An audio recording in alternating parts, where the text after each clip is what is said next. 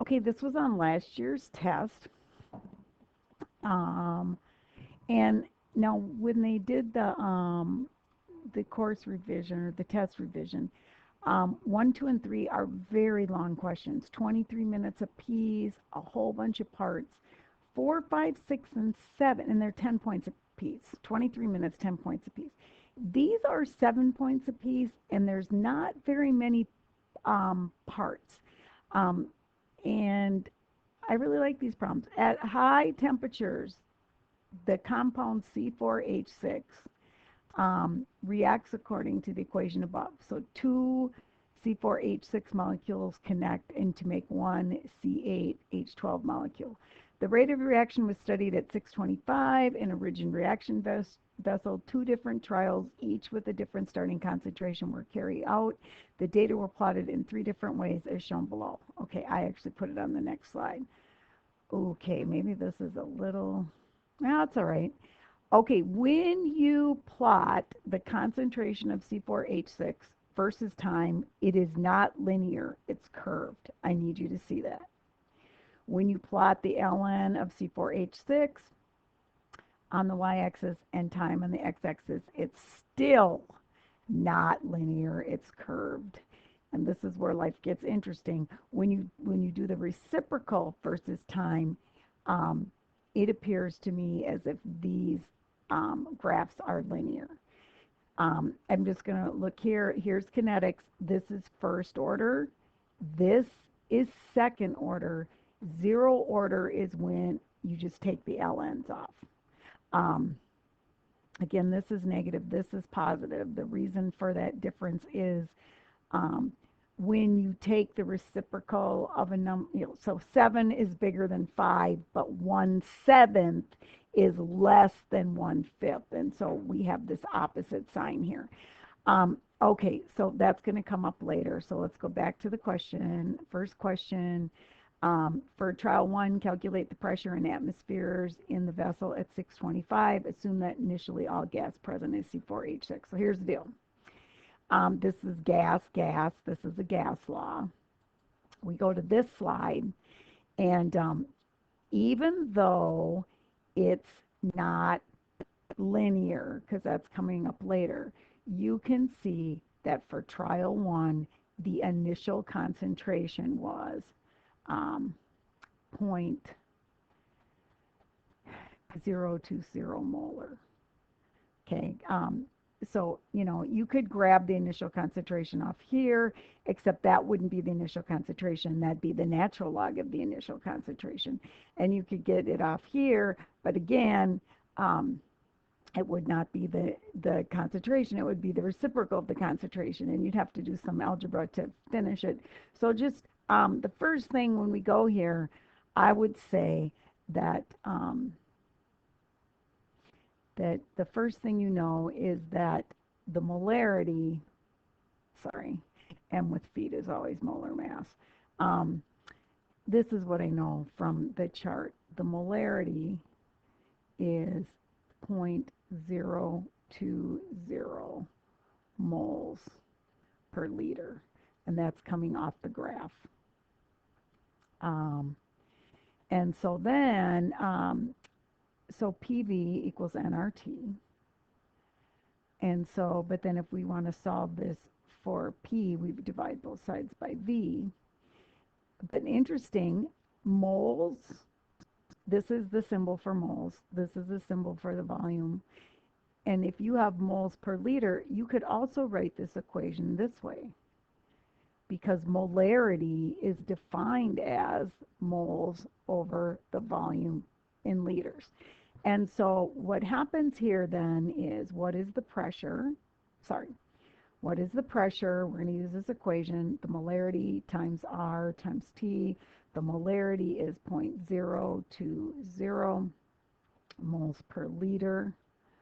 R is 0.08206 liters atmosphere per mole K.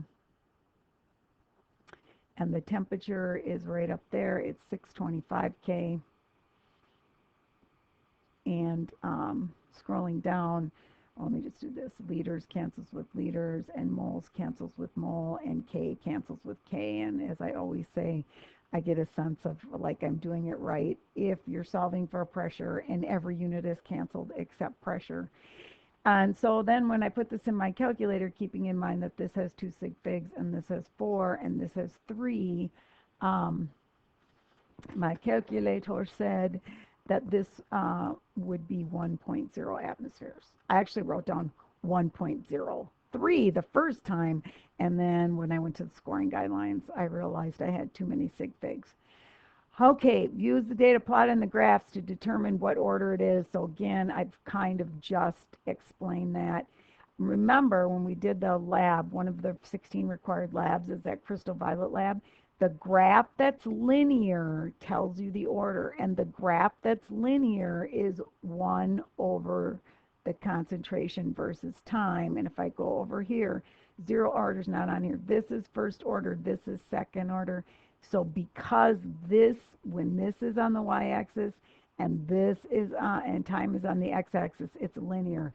That means it's second order. And all they wanted you to write on this problem was it is second order. And because, oops, that was a big jump. It's second order because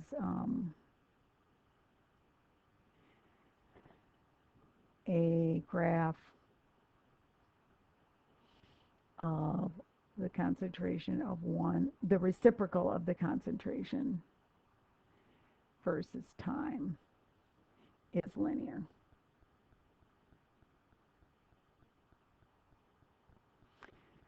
All right, cool. And then here's C. The initial rate of trial 1 is 0.0010 moles per liter. Calculate K. All right, now there's a couple ways to do this. I thought there was a couple ways. Turns out there's not. The rate is equal to K times the concentration of C4H6 squared, because in part B we just figured out it's second order. Now the other equation is, notice this has no time in it. The other second order equation is 1 over the concentration of C4H6 at time 0 minus 1 over the concentration of C4H6 at any time not 0. That's the initial equals positive KT. But they gave you a rate, an initial rate. And so you need to use an equation that has rate in it. And so what happens, K is going to be rate over the concentration of C4H6 squared. The rate is 0.0010 moles per liter times second. Actually, I probably don't need to have that parenthesis there. Because that's the rate. And now squared just means use it twice. So I'm going to write it down twice, or you can square it 0.020 mole per liter. They're not using molarity for whatever reason, but because it's second order, I have to write it down twice. So then 0.020 mole per liter. Mole cancels with mole, liters cancels with liters. 0.0010 divided by 0.002 divided by 0.002. The numerical portion is 2.5. And then it looks like there's a liter upstairs, and there's a mole, and a second downstairs, and they put them in alphabetical order. You could also do this. I'm going to switch to green just because this is mainly what we did in class. Sorry, I thought I switched to green. Or, it's crazy. Or you could go 0.0010 molarity per second, because that's what mole per liter means.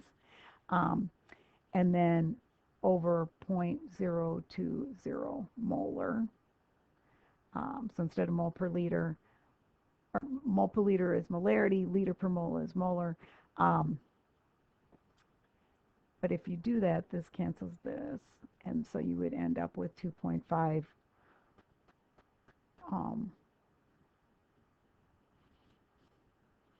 over molarity times second, which is equivalent to this, because molarity is moles per liter, and so then when you do the reciprocal of it, you would get the same answer. I actually wouldn't do it that way, but I would do it the first way because of they give you the units they want you to use.